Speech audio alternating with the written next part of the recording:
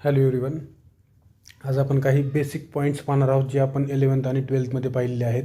जसं की conservation of energy आहे, अँग्युलर वेलॉसिटी आहे, अँग्युलर मोमेंटम आहे, टॉर्क आहे आणि कॉन्झर्वेशन ऑफ अँग्युलर मोमेंटम आहे. हे सर्वच्या सर्व बेसिक पॉईंट्स किंवा आत्तापर्यंतचा जो मी काय तुम्हाला पार्ट शिकवला आणि आज जो पाहणार आहोत हे सर्व तुम्हाला 11th आणि 12thचा बेस आहे. म्हणजे हा पूर्ण चॅप्टर्स तुम्हाला 11th आणि 12thचा बेस आहे किंवा त्या ठिकाणचं काही बेसिक नॉलेज आहे. फक्त काही ॲडिशनल पॉईंट्स त्यांनी दिले आहे त्याच्यामध्ये, जे 1 किंवा 2 असतील जास्तीत जास्त.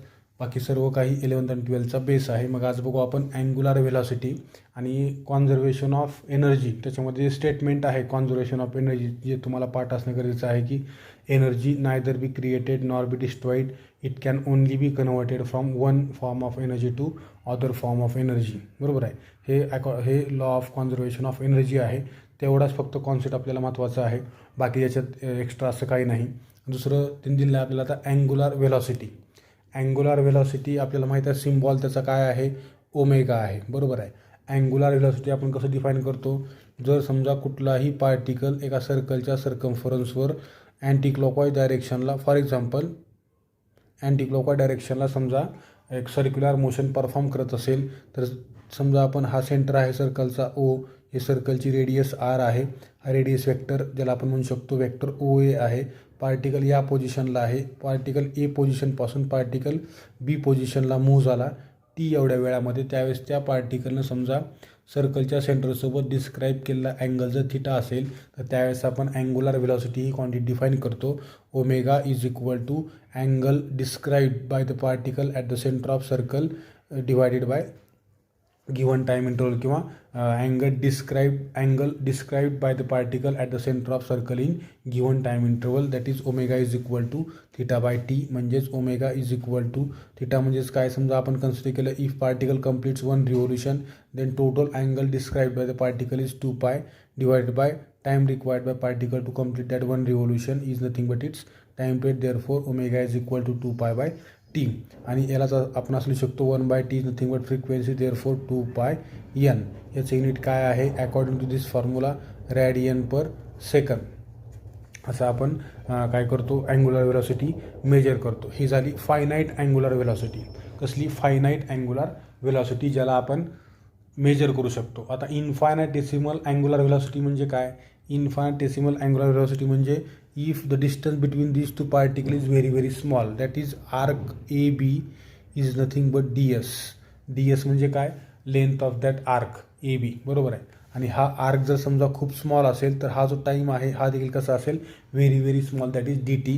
Therefore angle also d theta. Therefore omega is defined as vector omega is equal to, त्यालाच आपण काय म्हणतो, vector omega is equal to vector d theta divided by d t. ही एक वेक्टर क्वांटिटी आहे, युनिट सेम असेल, dimensions देखील same असतील, t⁻⁻1. बरोबर आहे. And direction of angular velocity depends upon the sense of rotation of particle. If particle moves in anti clockwise direction then according to right hand screw rule और thumb rule angular velocity vector is directed upward. And if particle is rotating in clockwise direction then direction of angular velocity vector directed downward, and in both cases angular velocity is always perpendicular to plane of that circle. ज्या सर्कलमध्ये तो particle काय करत आहे, rotational motion किंवा circular motion perform करत आहे, त्या प्लेनला हा कधी पण अँग्युलर व्हेलॉसिटी वेक्टर कसा असतो, परपेंडिक्युलर असतो. ठीक आहे. हे झालं आपलं अँग्युलर व्हेलॉसिटी. आता याच्यानंतर त्यांनी आपल्याला म्हणलं अँग्युलर मोमेंटम. अँग्युलर मोमेंटम आपल्याला माहीत आहे, angular momentum is a moment of linear momentum. It is denoted by L और हे 12thपर्यंत. आता BScला त्याला सिम्बॉल आहे वेक्टर जे. अगोदर आपण बघितलं वेक्टर यल. या ठिकाणी अँग्युलर मोमेंटम वेक्टर जेने दाखवतात. आणि आपल्याला माहीत आहे की angular momentum is the moment of linear momentum, that is vector J is equal to vector r cross vector p. बरोबर आहे. म्हणजेच काय येईल, vector J is equal to, समजायला आपल्याला मॅग्निट्यूड फॉर्ममध्ये लिहायचं असेल तर काय येईल, जे is equal to R P sine theta असेल. बरोबर आहे. जे इज इक्वल टू, समजा इफ असं आपण कन्सिडर केले की पार्टिकल हा वेक्टर आर आहे, जो पार्टिकलची पोझिशन दाखवत आहे, आणि मोमेंटम या डायरेक्शनला आहे, पार्टिकल अँटी क्लॉकवाईज मूव्ह होत असल्यामुळं, तर इथं आपण काय म्हणू शकतो, दोघांमधला अँगल 90 आहे, त्यामुळे sine theta is equal to 1 येईल. आणि R into P as it is आपल्याला माहीत आहे पी म्हणजेच मोमेंटम मास इंटू वेलॉसिटी आहे, त्याच्यामुळं हे काय येईल MVR असं येईल. हे तुमचं काय आहे अँग्युलर मोमेंटम आहे, बरोबर आहे. याच्यामध्ये आणखीन एक फॉर्म्युला आहे अँग्युलर मोमेंटमचा in case of moment of inertia J is equal to I omega. ठीक आहे, J is equal to I omega. हे झालं अँग्युलर मोमेंटम. आता तिने आपल्याला म्हणले आणखीन एक क्वांटिटी, ती म्हणजे टॉर्क. आता अँग्युलर मोमेंटम ही कसली क्वांटिटी आहे, ही देखील वेक्टर क्वांटिटी आहे. याचं डायरेक्शन कसं असेल, याचं डायरेक्शन अलॉंग द हे किंवा आपण ॲक्सिल वेक्टर असं म्हणतो, अलॉंग द ॲक्सिस. याचं डायरेक्शन असेल डिरेक्टेड अपवर्ड ऑर डाऊनवर्ड. ठीक आहे, याचे आपण डायमेन्शन्स कसे काढू शकतो, तर mass kilogram, velocity metre per second, म्हणजे परत काय त्या ठिकाणी kilogram metre per second divided by metre. तिचं युनिट काय येईल, kilogram metre square per second असं येईल. ठीक आहे. आता टॉर्क म्हणजे काय, torque is a couple of force किंवा torque is nothing but change in angular momentum with respect to time, त्याला देखील आपण टॉर्क असं म्हणतो, बरोबर आहे. जसं की आपल्याला फोर्स, जसं माहीत आहे लिनियर मोशन प्रोड्यूस करण्यासाठी कुठल्याही ऑब्जेक्टवरती आपल्याला अनबॅलन्स्ड फोर्स अप्लाय करावा लागतो. आणि जर समजा कुठल्याही ऑब्जेक्टमध्ये आपल्याला रोटेशनल मोशन प्रोड्यूस करायचे असेल त्याच्यावरती आपल्याला काय करावं लागतो, अनबॅलन्स्ड टॉर्क अप्लाय करावा लागतो, बरोबर आहे. Unbalanced torque produces rotational motion आणि unbalanced force produces linear motion. मग फोर्स म्हणजे काय आहे, it is nothing but change in momentum with respect to time, परंतु कसलं momentum, linear momentum. Similarly torque is nothing but change in angular momentum with respect to time. त्याच्यामुळे आपण vector tau is equal to vector dJ/dt असं देखील लिहू शकतो, जे की आपल्याला काय रिप्रेझेंट करते, change in angular momentum is nothing but torque. आता टॉर्क म्हणजे त्याची बेसिक डेफिनेशन काय आहे, torque is a couple of force, बरोबर आहे, which is acting on a body at two different points. किंवा कपल म्हणजे कुठल्या प्रकारचं कपल आहे, it is equal in magnitude and opposite in direction आणि acting at two different points of object, बरोबर आहे. त्याच ऑब्जेक्टच्या दोन डिफरंट पॉईंट जे दोन्ही एकमेकाला डायगोनली अपोजिट आहेत, त्या दोन पॉईंटवरती ॲक्ट होणारे हे दोन फोर्सेस आहेत. हा वेक्टर F1, हा वेक्टर F2, या दोघांपासून टॉर्क प्रोड्यूस होतो. किंवा यालाच आपण लिहितो tau is equal to I into alpha असं देखील लिहितो, बरोबर आहे. टॉर्क युनिट काय आहे, न्यूटन मीटर आहे. किंवा torque is nothing but moment of force that is vector R cross vector F. याच्यावरून पण आपण याचं युनिट काय येतो, न्यूटन मीटर असं लिहितो. याला देखील टॉर्क असं म्हणतात. टॉर्क ही देखील एक वेक्टर क्वांटिटी आहे.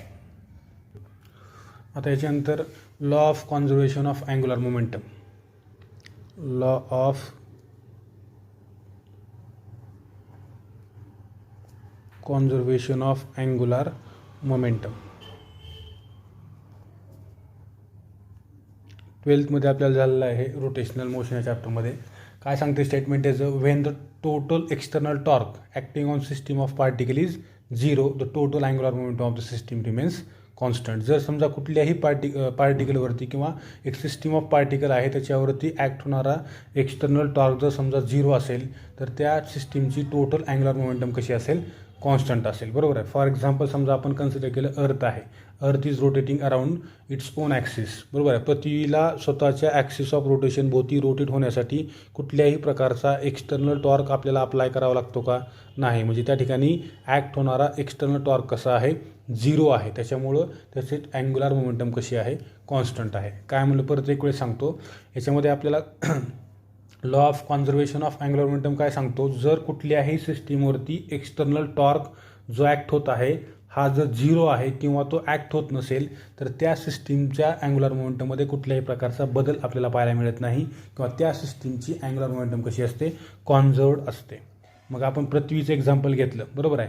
टॉर्क काय करतो, कुठल्याही ऑब्जेक्टमध्ये रोटेशनल मोशन प्रोड्यूस करतो. मग पृथ्वी समजा स्वतःच्या ॲक्सिस ऑफ रोटेशन भोवती रोटेशनल मोशन परफॉर्म करत आहे. मग याला रोटेट करण्यासाठी कुठला एक्सटर्नल टॉर्क ॲक्ट करण्याची गरज आहे का, तर नाही. म्हणजे याच्यावरती ॲक्ट होणारा टॉर्क जो आहे तो कसा आहे, 0 आहे. त्याच्यामुळं याची जी अँग्युलर मोमेंटम आहे आपल्या प्लॅनेटची किंवा अर्थची ती कशी असेल, कॉन्स्टंट असेल. म्हणजे इथं आपण काय म्हणू शकतो, if vector tau is equal to 0 then tau is equal to vector dj/dt is equal to 0 or vector j is equal to constant. हेच तुमचं काय आहे, law of conservation of angular momentum आहे. किंवा असं म्हणू शकतो आपण that is when there is no external torque acting on system of particles the total angular momentum of the system remains constant. ठीक आहे, याचं एक एक्झाम्पल सांगतो तुम्हाला मी. पहा, समजा आपण कन्सिडर केलं, suppose a person carrying heavy weights in his hands stretched out is standing on a rotating platform. समजा एक रोटेटिंग प्लॅटफॉर्म आहे किंवा एक व्हीलचेअर आहे आणि त्याच्यावरती एक व्यक्ती उभारलेला आहे, ज्या व्यक्तीच्या हातामध्ये काय आहेत, हेवी वेट्स आहेत आणि त्याने त्याचे हात काय केलेले आहेत, सुरुवातीला स्ट्रेच्ड कंडिशनमध्ये आहेत, बरोबर आहे. आणि when person suddenly fold his arms, ज्यावेळेस तो त्याचे हात काय करेल, सडनली फोल्ड करेल, म्हणजे याचा अर्थ क्लोज टू द बॉडी ज्यावेळेस तो घेईल त्यावेळेस काय त्याचा मोमेंट ऑफ इनर्शिया हा डिक्रीज होईल आणि अँग्युलर मोमेंटम त्याचं काय म्हणजे मोमेंट ऑफ इनर्शिया डिक्रीज झाल्यामुळे काय होईल, त्याची अँग्युलर व्हेलॉसिटी काय होईल, इन्क्रीज होईल, बरोबर आहे. म्हणजे बघा, ज्यावेळेस त्यानं हात स्ट्रेच केले होते त्यावेळेस अँग्युलर व्हेलॉसिटी कशी होती, कमी होती, बरोबर आहे, मिनिमम होती आणि त्या ठिकाणी त्याचा मोमेंट ऑफ इनर्शिया लार्जर होता. कारण आपल्याला माहीत आहे जे इज इक्वल टू काय आहे, आय इंटू व्हेक्टर ओमेगा आहे. मग आता या ठिकाणी काय झालं, इनिशियल कंडिशनला अँग्युलर मोमेंटम कसं होतं, अँग्युलर मोमेंटम म्हणजे कॉन्स्टंट कसं होतं पहा. सुरुवातीला काय झालं, अँग्युलर व्हेलॉसिटी मिनिमम होती आणि मोमेंट ऑफ इनर्शिया मॅक्झिमम होता.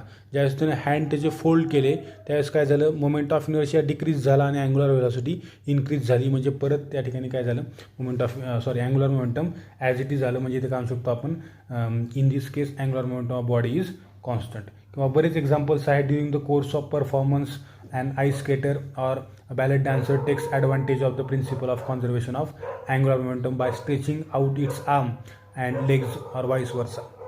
बॅलेट डान्सर जे आहेत, बॅलेट डान्सर डान्स करत असताना त्यांचे हात आणि पाय स्ट्रेच करून काय करू शकतात, त्यांचं अँग्युलर इन्क्रीज किंवा डिक्रीज करू शकतात. ठीक आहे, या ठिकाणी थांबू आपण.